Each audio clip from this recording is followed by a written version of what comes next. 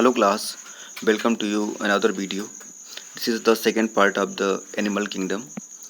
इसके पहले वाले पार्ट में आपने देखा था कि किस तरीके से हम किसी एनिमल्स को कैटेगराइज कर सकते हैं। उसमें आपने देखा कि मोड ऑफ ऑर्गेनाइजेशन वहाँ पे आपने देखा था कि डाइजेस्टिव सिस्टम, सर्कुलेटरी सिस्टम में किस तरीके से हम उसको कैटेगराइज कर सकते हैं, उसके बॉडी शेप पर कैसे कैटेगराइज कर सकते हैं, सिमेट्री पे कैसे कर सकते हैं, इन चीज़ों को आपने देखा है।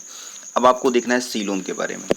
सीलोम अगर आप पढ़ेंगे तो पता चलेगा कि presence or absence of a cavity between the body wall and gut wall is very important in classification. Means एक गट वॉल और बॉडी वॉल के बीच में अगर कोई कैविटी है या नहीं है, उसके बेसिस पर भी हम क्लासीफाइड कर सकते हैं। अगर the body cavity which is lined by mesoderm is called coelom. बोल रहे हैं अगर बॉडी कैविटी के बीच में मेसोडर्म प्रेजेंट है, ठीक है, अगर मेसोडर्म प्रेजेंट है तो ऐसे केस में उसे हम क्या बोलते हैं, उसे हम सीलोम बोलेंगे। और ऐसे एनिमल्स जिनमें सीलोम प्रेजेंट है उनको हम सीलोमेट्स कहेंगे। ऐसे एनिमल्स जिनमें सीलोम प्रेजेंट होने क्या बोलेंगे, सीलोमेट्स बोलेंगे। जैसे example Annelida, Mollusca, Arthropoda, Echinodermata, Hemichordata and Chordata, ये सब कैसे हो जाएंगे, ये सब सीलोमेट्स में आते हैं। बट ऐसे एनिमल्स जिनमें मेसोडर्म एब्सेंट है और उसमें मेसोडर्म के बजाय क्या है कि एक बोल सकते हैं पाउच है, स्कैटर्ड पाउच। ये देखिए स्कैटर्ड पाउच, जैसे अगर स्कैटर्ड पाउच्ड सिस्टम दिखाई पड़ता है तो उसे हम स्यूडोसिलोमेट बोलेंगे। क्या बोलेंगे, स्यूडोसिलोमेट बोलेंगे। और ये प्रेजेंट होता है सिर्फ एस्के हेलमिंथीज में। किसमें, एस्के हेलमिंथीज में, जिसका दूसरा नाम क्या है, जिसको हम निमेटोडा भी बोलते हैं। क्या कह सकते हैं, उसको हम निमेटोडा भी कह सकते हैं। और फाइनली अगर गट वॉल और बॉडी वॉल के बीच में तीसरा कोई भी वॉल नहीं है उसके मिडिल में, तो उससे हम क्या बोल सकते, उसे हम कहते हैं एसीलोमेट्स। और एसीलोमेट्स कहाँ तक होता है, प्लैटीहेलमिन्थीज तक होता है। ठीक है, इन चीज़ों को आपको लर्न करना पड़ेगा। अगला हेडिंग है सेगमेंटेशन। क्या है, सेगमेंटेशन है। सेगमेंटेशन आप जानते होंगे। सेगमेंटेशन का मतलब होता है कि डिवीज़न, ठीक है, सेगमेंट में बांट देना। अगर आपको किसी एनिमल्स को बाहर या अंदर से देखने पर, मीन्स एक्सटर्नल और इंटरनल देखने पर, अगर उसमें सेगमेंट दिखाई पड़ता है, मतलब उसमें आपको ब्रेकिंग दिखाई पड़ती है, इसका मतलब है कि उस एनिमल्स में सेगमेंटेशन प्रेजेंट है। सेगमेंटेशन क्या है, वहाँ पे प्रेजेंट है। और इसी सेगमेंटेशन को ही कि इस प्रोसेस को हम मेटामेरिज्म भी बोलते हैं। क्या बोलेंगे, मेटामेरिज्म कहते हैं। ठीक है, ये क्या है, जैसे आपने अर्थवॉर्म देखा होगा इस तरीके से।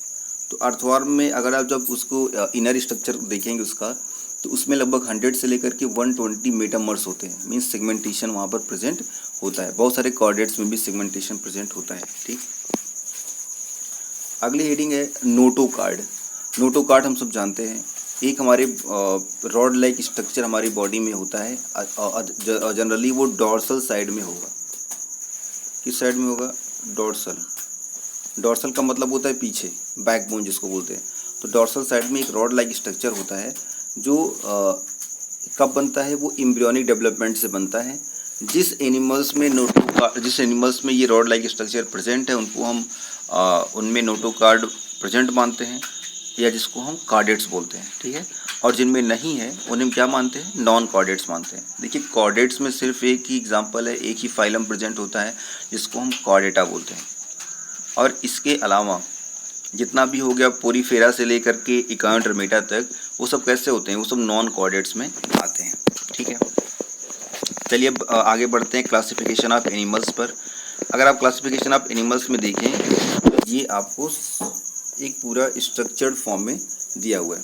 सबसे पहले मैं आपको बताना चाहूँगा कि आपको लर्न होना चाहिए कि कितने फाइलम हमारे इस एनिमल्स में पाए जाते हैं। सबसे पहला फाइलम होता है पोरीफेरा, दूसरा है सिलेंट्रेटा, थर्ड है टिनोफोरा, फोर्थ है प्लैटीहेलमिन्थीज, फिफ्थ है एस्केलमिन्थीज, सिक्स्थ है एनेलिडा, सेवेंथ है आर्थ्रोपोडा, एट्थ है मोलस्का, नाइन्थ है इकांड्रमेटा, 10th है हेमिकॉर्डेटा और 11th है कॉर्डेटा। मीन्स आपके पास 11th क्या है, 11th आपके पास है फाइलम।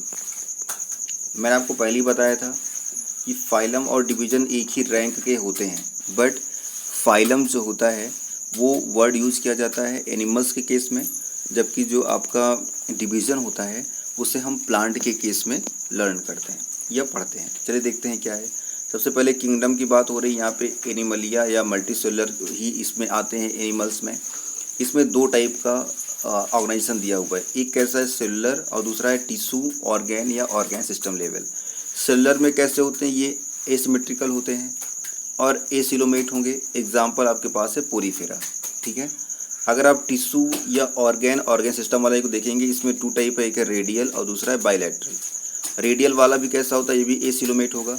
और यहाँ पर एग्जाम्पल आपको सिलेंट्रेटा और टिनोफेरा मिलेगा, सिलेंट्रेटा एंड टिनोफोरा मिलता है। जबकि बायलैटरल वाला 3 पार्ट में डिवाइड्स होता है, एक ऐसा जिनमें बॉडी कैविटी नहीं होती है जिसको हम एसिलोमेट्स बोलते हैं, और दूसरा जिसमें फॉल सीलोम होता है, या जहाँ पर स्कैटर्ड पाउच की बात कर रहे थे उसको हम सीडोसिलोमेट्स बोलते हैं, और तीसरा जहाँ पे ट्रू सीलोम है, एक्चुअल में जहाँ पे सीलोम पाया जाता है उसको हम सीलोमेट्स बोलते हैं।